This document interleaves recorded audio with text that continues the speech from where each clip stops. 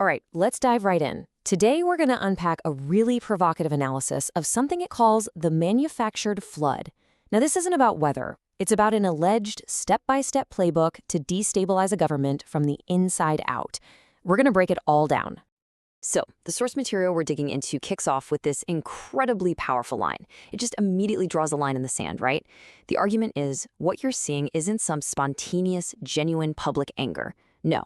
The author claims this is something else entirely, an event that's been engineered from the ground up to cause chaos. So, what in the world is the manufactured flood? Well, it's the core metaphor for this whole playbook. The idea is that this isn't a natural rising tide of public opinion. It's more like someone deliberately opened the floodgates. It's described as a coordinated campaign that uses a whole mix of disinformation and chaos, all aimed at one thing: overwhelming and undermining the very foundations of government. And this campaign, it's not random. The analysis lays it out as a structured three-front war. The attacks are allegedly happening in 3 places at once: on the streets, in the digital world, and this is a big one, through a direct appeal to the military. Let's start on the ground with that first front. Okay, so let's look at the street-level tactics. The analysis describes this almost textbook 3-step process. First up, operatives supposedly blend into legitimate, peaceful protests. Step 2, they deliberately spark violence, maybe baiting the police or just causing disruptions. And finally, the chaos that follows, that gets framed and spun for the media as state repression. And you have to understand, the objective here isn't to actually support the original protest. Not at all. According to this analysis, the real goal is to completely hijack the narrative. The whole point is to create these powerful, emotional, and, most importantly, viral images of conflict. Images that can be amplified online to do maximum political damage, and in the process, they totally drown out the voices of the actual protesters. Now, let's move to the second front. The source gives it this pretty intense name: cyborg warfare. You can think of it as a hybrid of human-led manipulation and automated tech. This is where the chaos from the streets gets turned up to 11, amplified 1,000,000 times over online. And here's a look at the alleged digital toolkit. I mean, it's a whole arsenal. The analysis points to this coordinated effort using troll farms, groups of people paid to push specific talking points, and automated bot swarms to make those talking points trend.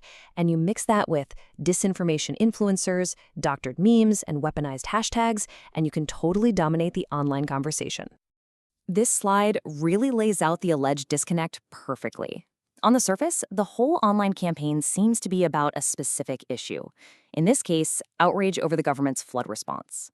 But the source argues the real goal is purely political. It's about targeting specific leaders and just sowing as much distrust as possible in the entire system. And the analysis gets super specific here.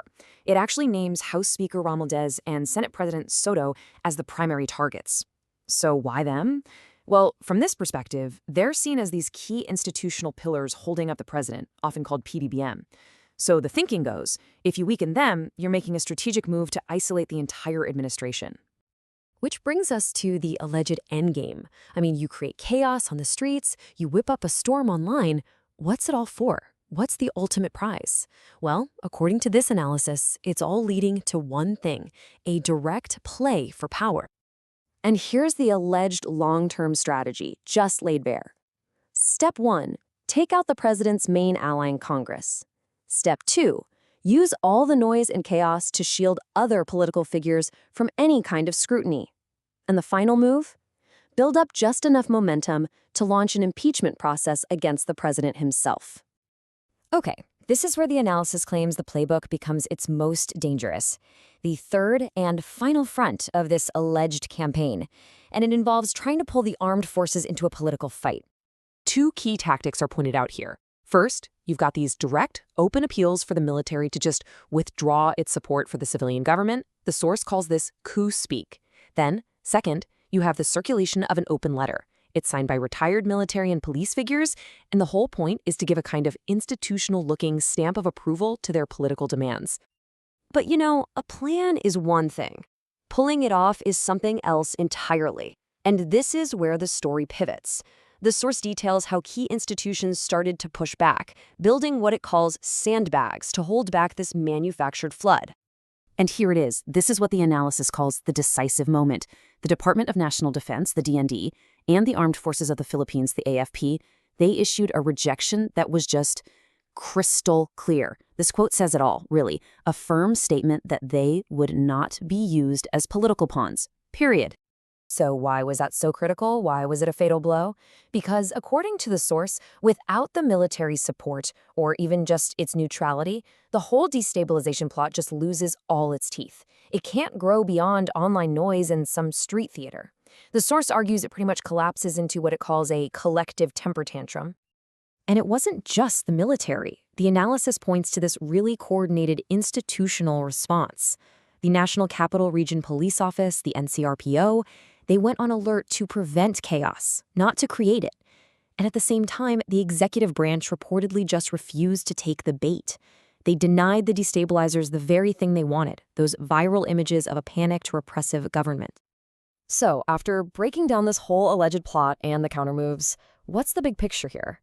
Let's get to the source's final assessment of this entire episode. The final verdict from the source is pretty stark. It doesn't see this as a genuine people's movement at all. Instead, it frames the whole operation as a marketing campaign. A campaign designed, it argues, to protect certain political interests and to get what they want politically, all while hiding behind a mask of public outrage. And this number, 0. What does that represent? Well, it's the source's final word on the campaign's overall impact. The conclusion is that by manufacturing all this outrage, the actors behind the plot actually achieved credibility bankruptcy. They ended up with 0 public trust. And we end with the same provocative question posed by the source itself. It really forces you to think, doesn't it? That in today's political world, maybe the most damaging floods aren't made of water at all, but of disinformation. Disinformation that's designed to erode the very ground democracy stands on. Something to chew on. Thanks for joining me.